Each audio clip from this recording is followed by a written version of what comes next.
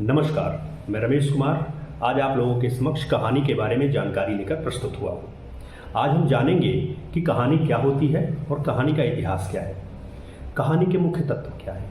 तो आइए सबसे पहले प्रश्न पर विचार करते हैं कि कहानी क्या है। कहानी क्या है, इसे बताने के लिए अलग अलग लेखकों ने कहानी की अलग अलग परिभाषाएं दी हैं, परंतु अभी तक विद्वान किसी एक परिभाषा पर सहमत नहीं है। सामान्य शब्दों में हम कह सकते हैं कि किसी घटना, पात्र या समस्या का क्रमबद्ध ब्यौरा जिसमें परिवेश हो, द्वंद्वात्मकता हो, कथा का क्रमिक विकास हो और चरम उत्कर्ष का बिंदु हो, उसे कहानी कहा जाता है। कहानी हमारे जीवन में बहुत गहराई तक शामिल है। कोई आदमी जब किसी बात को बहुत घुमा फिरा कर कहता है तो लोग अक्सर कह देते हैं कि कहानी न सुनाओ, सीधे सीधे बताओ कि क्या हुआ था। हर आदमी अपनी बातें किसी को सुनाना और किसी और की बातें सुनना चाहता है। कहने का मतलब यह हुआ कि हर आदमी में कहानी लिखने का मूल भाव निहित है, शामिल है, पहले से ही अवस्थित है, भरा है। यह अलग बात है कि कुछ लोग इस भाव को पहचान जाते हैं और लेखक बन जाते हैं, जबकि कुछ लोग इसे विकसित ही नहीं करते और वे बस इसे बिना जाने पहचाने अपने पास से चले जाने देते हैं। जहाँ तक कहानी के इतिहास का सवाल है, मुझे लगता है कि वह उतना ही पुराना है जितना कि मानव इतिहास, क्योंकि कहानी मनुष्य के स्वभाव और प्रकृति का हिस्सा है। कहानी मनुष्य की नस नस में समाई हुई चीज है। किसी भी घटना, किसी भी युद्ध, प्रेम और प्रतिशोध या बदले के जो किस्से सुनाए जाते थे, यह शुरुआत से ही मानव में थे। मानव स्वभाव का एक गुण कल्पना भी है। सच्ची घटनाओं पर आधारित कथा कहानी सुनाते सुनाते कभी कभी उसमें कल्पना का भी मिश्रण होने लगा, क्योंकि मनुष्य अक्सर वही सुनना चाहता है जो उसे अच्छा लगता है। मान लीजिए हमारा एक नायक है, हीरो है, कहीं लड़ाई में हार ही क्यों न जाए, लेकिन यदि वह नायक है तो हम यह सुनना चाहेंगे कि वह कितनी वीरता से लड़ा, उसने एक अच्छे उद्देश्य के लिए अपने प्राण न्यौछावर कर दिए।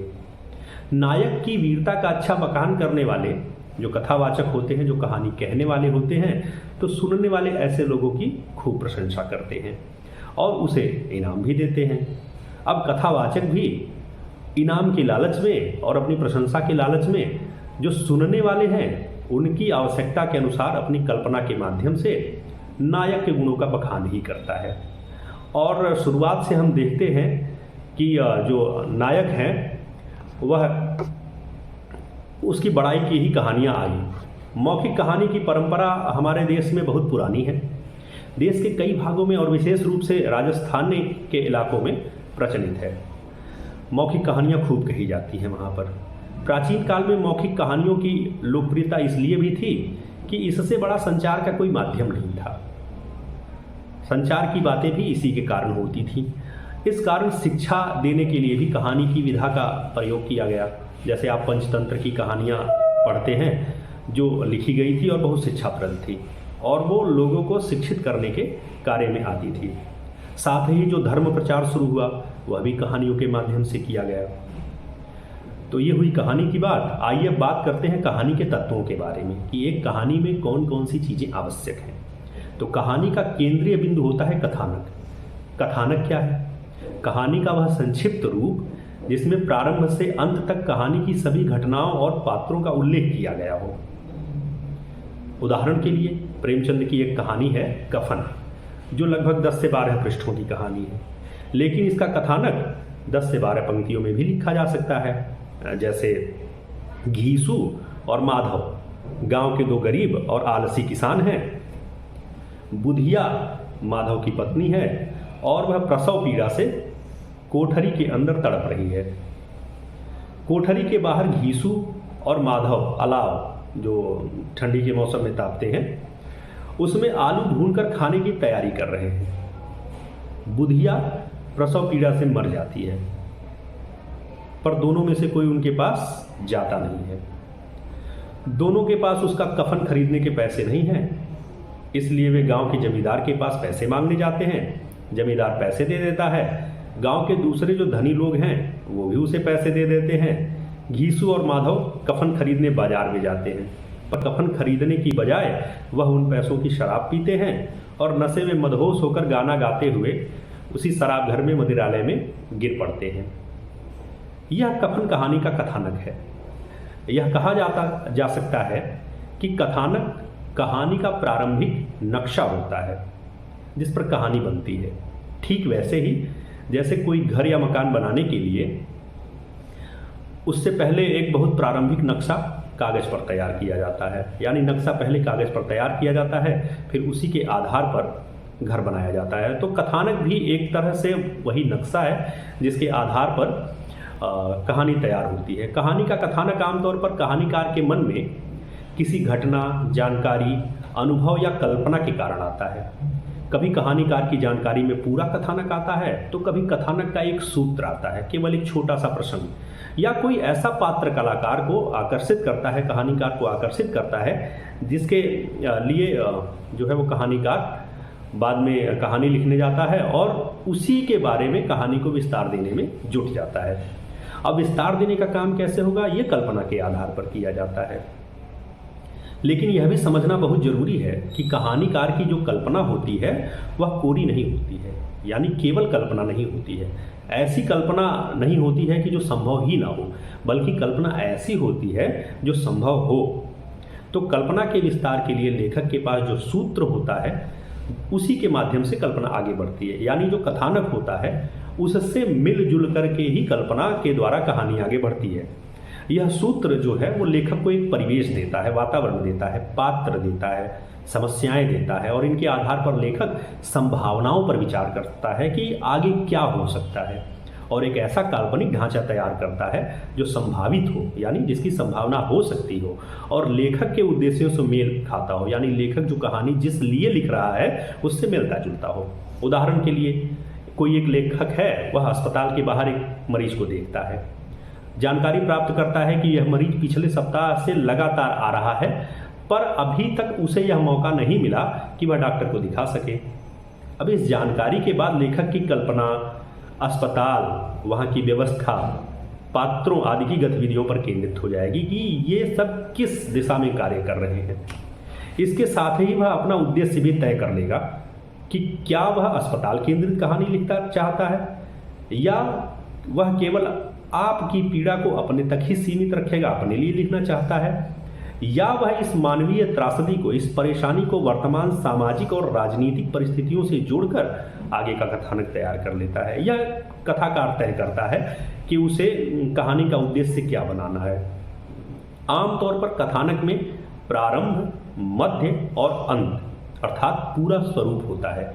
कथानक न केवल आगे बढ़ता है बल्कि उसमें द्वंद्व के तत्व भी होते हैं। अब द्वंद्व क्या होता है? वैचारिक विभेद, यानी जहां पर दो लोगों के विचार एक दूसरे से नहीं मिलते हैं। यही वो वस्तु है जो कहानी को रोचक बनाती है। द्वंद्व के तत्वों से अभिप्राय है कि इस परिस्थिति में कोई परिस्थिति है, उस परिस्थिति में कोई काम किया जा रहा है तो उसके रास्ते में ये परेशानी आने वाली है, या फिर हो सकता है कि एक परेशानी समाप्त हुई तो दूसरी परेशानी आ गई, या फिर ये भी हो सकता है कि एक परेशानी समाप्त होने के बाद लेखक किसी निष्कर्ष पर पहुंच जाए, किसी परिणाम पर पहुंच जाए, तो ऐसी स्थिति में कथानक पूरा हो जाता है। कथानक की पूर्णता की शर्त यही होती है कि कहानी नाटकीय ढंग से अपने उद्देश्य को पूरा करने के बाद समाप्त हो, यानी कहानी में ट्विस्ट हो, मजा आए और तब समाप्त हो। अंत तक कहानी में रोचकता बनी रहनी चाहिए। यह रोचकता द्वंद्व के कारण बनी रह पाएगी। जैसा कि पहले भी कहा जा चुका है, हर घटना, पात्र, समस्या का अपना देश काल और वातावरण होता है, स्थान होता है, और कथानक का स्वरूप बन जाने के बाद कहानीकार कथानक के देश काल तथा स्थान को पूरी तरह से समझ लेता है, क्योंकि यह कहानी को प्रामाणिक और रोचक बनाने के लिए बहुत आवश्यक है। यदि आप देश काल वातावरण को नहीं समझते हैं तो फिर जो पात्र हैं उनके संवाद बनाते हुए आपको परेशानी होगी और वे रियल नहीं लगेंगे। उदाहरण के लिए अस्पताल का कथानक है तो अस्पताल का पूरा परिवेश समझ में आना चाहिए, वहाँ की बातचीत कैसी होती है वो समझ में आना चाहिए, लोग वहाँ कार्य व्यापार कैसे करते हैं और लोगों के पारस्परिक संबंध, रोज वहाँ होने वाली घटनाएं, इन सब बातों का जानना आवश्यक है। लेखक जब अपने कथानक के आधार पर कहानी को विस्तार देता है तो उसमें इन सब की जानकारी की बहुत ज़रूरत पड़ती है। देश काल, स्थान और परिवेश के बाद कथानक के पात्रों पर, माने जो दूसरी चीज है कहानी की वो उसके पात्र हैं, तो उस पर विचार करना बहुत जरूरी है। पात्र कहानी के लिए दूसरी सबसे जरूरी चीज है, यानी पहली हुई कथानक और दूसरा हुआ पात्र। हर पात्र का अपना स्वरूप, स्वभाव और उद्देश्य होता है। कहानी में वह कभी कभी विकसित होता है, कभी कभी अपना स्वरूप बदल लेता है। कहानीकार के सामने पात्रों का स्वरूप जितना स्पष्ट होगा उतनी ही आसानी उसे पात्रों के चरित्र चित्रण करने में, उनके लिए संवाद लिखने में होगी। इस कारण पात्रों का अध्ययन कहानी की एक महत्वपूर्ण और बुनियादी शर्त है। यानी जो भी पात्र उस कहानी में प्रयुक्त होने वाले हैं, लेखक को उसके बारे में सारी बातें ठीक ठीक पता होनी चाहिए। इसके अंतर्गत पात्रों के अंतर संबंध पर भी विचार किया जाना चाहिए कि कौन सा पात्र किस किस परिस्थिति में क्या क्या प्रतिक्रिया देता है, यानी उसकी आदतें कैसी हैं, वह किसी चीज़ को किस तरह से लेता है, यह भी कहानीकार को पता होना चाहिए। दरअसल कहानीकार और उसके पात्रों के साथ निकटतम संबंध स्थापित होना चाहिए, यानी कहानीकार अपने पात्रों को बहुत अच्छी तरह से जानता हो। अब पात्रों का चरित्र चित्रण करने अर्थात उन्हें कहानी में कथानक की आवश्यकता के अनुसार अधिक से अधिक प्रभावशाली ढंग से लाने के कई तरीके हैं। यानी हम पात्र को किस तरह से लोगों के सामने प्रस्तुत करें। अब चरित्र चित्रण का सबसे सरल तरीका यह है कि कहानीकार पात्रों के गुणों को अपने मुंह से बखान कर दे कि अमुक पात्र ऐसा है, अमुक पात्र वैसा है। वह दूसरों का बड़ा ख्याल, जैसे मुरलीधर बड़ा दानी है, वह दूसरों का बड़ा ख्याल रखता है, दूसरों के लिए उसकी जान हाजिर रहती, आदि आदि। पर यह तरीका प्रभावहीन और बहुत आउटडेटेड है। ये शुरुआत की कहानियों में प्रयोग किया जाता था। पात्रों का चरित्र चित्रण उनके क्रियाकलापों, संवादों तथा दूसरों के द्वारा बोले गए संवादों के माध्यम से ही प्रभावशाली होता है। अर्थात लेखक खुद न बताए, वह इस तरह की संरचना कहानी की करे कि उसमें आने वाले पात्र ही लेखक या पात्रों की जो चरित्र चित्रण में सहायता कर दें। उदाहरण के लिए जैसे मुरलीधर ने एक गरीब आदमी को सर्दी से ठिठुरते हुए देखा तो अपनी शॉल उसे दे दी, या मुरलीधर का दोस्त स्कूल में फीस जमा करने के लिए लाइन से बाहर निकल आया, क्योंकि उसके पास पूरे पैसे नहीं थे तो मुरलीधर ने दोस्त को बताए बिना उसकी फीस जमा कर दी। मतलब यह कि पात्र जो काम करते हैं उससे उनका सशक्त चित्रण होता है। दूसरे पात्र किसी पात्र का चित्रण अपने संवादों के माध्यम से कर सकते हैं। जैसे इसी घटना को हम फिर से देखते हैं कि राजीव अपने और मुरलीधर के मित्र प्रयाग से कहता है। कोई राजीव है जिसका मित्र मुरलीधर भी है और प्रयाग है, वह मुरलीधर के बारे में प्रयाग से कह रहा है कि यार इतनी बड़ी प्रॉब्लम तो मुरलीधर ही सॉल्व कर सकता है, चलो उसी के पास चले। यानी इसमें पराकांतर से वह कह रहा है कि मुरलीधर ही है जो सबकी सहायता करता है। पात्रों का चरित्र चित्रण पात्रों की अभिरुचियों के माध्यम से भी होता है कि उन्हें क्या क्या चीज़ें पसंद हैं, इससे उनका व्यक्तित्व निखर करके आता है। समाज में अलग अलग प्रकार के लोगों की अपने स्वभाव के अनुसार अलग अलग अभिरुचियां या आदतें होती हैं। मान लीजिए एक आदमी जंगल में जाकर खतरनाक जानवरों की तस्वीर खींचता है तो निश्चित रूप से यह साहसी आदमी होगा और यह उस पात्र के साहस के गुण को व्याख्यायित करता है। अच्छा, दूसरा आदमी है जो वेश्यावृत्ति करता है, झूठ बोलता है, दलाली करता है, कर्ज वापस नहीं करता, तो ऐसे आदमी का अपना एक अलग रूप होगा। कहानी में जो चौथी चीज और महत्वपूर्ण चीज है वह है संवाद। संवाद होता है बातचीत, कथोपकथन। कहानी में पात्रों का संवाद बहुत महत्वपूर्ण होता है। संवाद के बिना पात्र की कल्पना करना मुश्किल है। संवाद ही है जो कहानी को, पात्र को स्थापित करती है और विकसित करती है तथा कहानी को गति देते हैं, आगे बढ़ाते हैं। जो घटना या प्रतिक्रिया कहानीकार की होती हुई या जो घटना या प्रतिक्रिया कहानीकार होता हुआ दिखा नहीं सकता, उसे संवादों के माध्यम से सामने लाता है। इसलिए संवादों का महत्व बराबर बना रहता है, हमेशा बना रहता है। अच्छा, पात्रों के संवाद लिखते समय यह अवश्य ध्यान में रखना चाहिए कि वह पात्रों के स्वभाव और पूरी पृष्ठभूमि के अनुकूल हो, यानी वो जिस स्थिति में रहते हों उनकी स्थिति से मिलता जुलता हो। संवाद पात्रों के विश्वासों, आदर्शों, स्थितियों के भी अनुकूल होने चाहिए। अब संवाद लिखते समय लेखक गायब हो जाता है, लेखक खुद नहीं दिखाई पड़ता और जो पात्र हैं वो खुद संवाद बोलने लगते हैं। उदाहरण के लिए किसी मजदूर के संवाद ऐसे होने चाहिए कि केवल संवाद सुनकर ही आपको पता चल जाए कि कौन बोल रहा है या फिर ये आदमी क्या करता होगा, इसकी पृष्ठभूमि क्या है, आदि आदि। अब संवाद लिखने की भी कुछ विशेषताएं हैं कि संवाद हमेशा छोटे और स्वाभाविक होने चाहिए। अच्छा, अपने उद्देश्य के प्रति एकदम सीधे लक्षित होने चाहिए, यानी जो संवाद है उसमें वही बातें कही जाएं जो उद्देश्य हो। संवादों का अनावश्यक विस्तार बहुत सी जटिलताएं पैदा करता है, यानी अनावश्यक रूप से हमें संवादों में विस्तार नहीं देना चाहिए, नहीं तो कहानी में झोल आ जाता है और कहानी ढीली पड़ जाती है, फिर कहानी से आनंद गायब हो जाता है। कथानक के अनुसार कहानी का चरम उत्कर्ष जो क्लाइमेक्स होता है वह उसकी तरफ बढ़ती है। चरम उत्कर्ष का चित्रण बहुत ध्यानपूर्वक करना चाहिए, क्योंकि यही कहानी का सबसे प्रमुख बिंदु होता है, क्योंकि पात्रों और पात्रों के अतिरिक्त अभिव्यक्ति चरम उत्कर्ष के प्रभाव को कम कर जाती है। कहानीकार की प्रतिबद्धता या उद्देश्य की पूर्ति के अतिरिक्त आग्रह, यानी कहानीकार जो खुद से जानबूझ करके कहता है उसे इस समय कहानीकार को किनारे रख देना चाहिए कि वह किसी घटना के बारे में खुद क्या सोचता है। कहानी की परिणति में, चरमोत्कर्ष में कहानीकार को यह चाहिए कि वह पाठक को खुद सोचने के लिए प्रेरित करे कि इस कहानी को पढ़ करके उसके मन में क्या आ रहा है। पाठक को यह लगे कि उसे स्वतंत्रता दी गई है और उसने जो निर्णय निकाले हैं, जो उसने इस कहानी को पढ़ करके सोचा है, वह उसकी अपनी सोच है।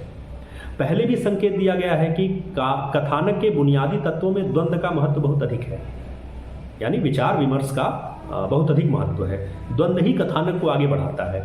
उदाहरण के लिए, अगर दो आदमी किसी बात पर सहमत हो जाएंगे तो फिर उनके बीच कोई द्वंद्व नहीं होगा और ऐसी स्थिति में बातचीत आमतौर पर आगे नहीं बढ़ सकती। लेकिन अगर दोनों में असहमति है तो बातचीत सरलता से आगे बढ़ेगी। कहानी में द्वंद्व दो विरोधी तत्वों का टकराव या किसी की खोज में आने वाली बाधाओं या अंतर्द्वंद्व आदि के कारण पैदा होता है। यानी जो द्वंद्व है वह जब तक विरोध नहीं होगा तब तक पैदा ही नहीं होगा। इसलिए कहानीकार अपने कथा में द्वंद्व के बिंदु को जितना स्पष्ट रखेगा, जितना दुराव दिखाएगा दो लोगों में, या जितना द्वंद्व क्रिएट कर पाएगा, कहानी उतनी ही सफलता से आगे बढ़ पाएगी। अब कहानी लिखने की कला यदि आप सीखना चाहते हैं तो इसका सबसे सीधा रास्ता यह है कि खूब अच्छी अच्छी कहानियाँ पढ़िए, उनका विश्लेषण कीजिए, क्योंकि कहानी लेखन सीखने की प्रक्रिया में यह सबसे अधिक कारगर माध्यम है। तो आज की इस पूरी बातचीत में हमने सीखा कि जो कहानी है वह किसी घटना, पात्र या समस्या का क्रमबद्ध ब्यौरा होती है, जिसमें परिवेश होता है, जिसमें द्वंद्वात्मकता होती है, जिसमें कथा का क्रमिक विकास होता है और जिसमें चरम उत्कर्ष का बिंदु होता है। कहानी का केंद्रीय बिंदु कथानक होता है।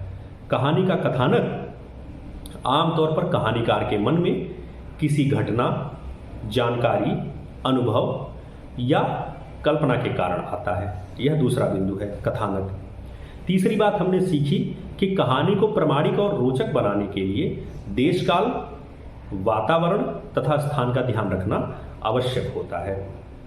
बिना इसके हमारी कहानी प्रामाणिक नहीं लगेगी, कोरी कल्पना लगेगी, यानी उसमें सच्चाई का पुट थोड़ा कम दिखाई पड़ेगा। लेखक को पात्रों के बारे में खुद न बोल करके उनके क्रियाकलापों और संवादों के माध्यम से उनके चरित्र को सशक्त करना चाहिए। यानी लेखक किसी भी पात्र के बारे में खुद से ना बताए, वह ऐसी परिस्थितियां तैयार करे, वह ऐसे संवाद तैयार करे जिससे खुद ब खुद उसके पात्र के बारे में या उसके पात्र की विशेषताओं के बारे में लोगों को पता चले। और सबसे आखिरी बात, यदि आप कहानी लिखना चाहते हैं तो कहानी लिखने के सबसे आसान तरीके के रूप में यह है कि आप खूब अच्छी अच्छी कहानियाँ पढ़िए और उनका विश्लेषण करिए। जितनी ज़्यादा आप पढ़ेंगे उतनी ही ज़्यादा आप लिखने में सक्षम हो पाएंगे। तो आज के लिए बस इतना ही। धन्यवाद। यदि आपको वीडियो पसंद आए तो कृपया चैनल को सब्सक्राइब कीजिए, वीडियो को लाइक और अपने मित्रों के साथ शेयर कीजिए। बहुत बहुत धन्यवाद।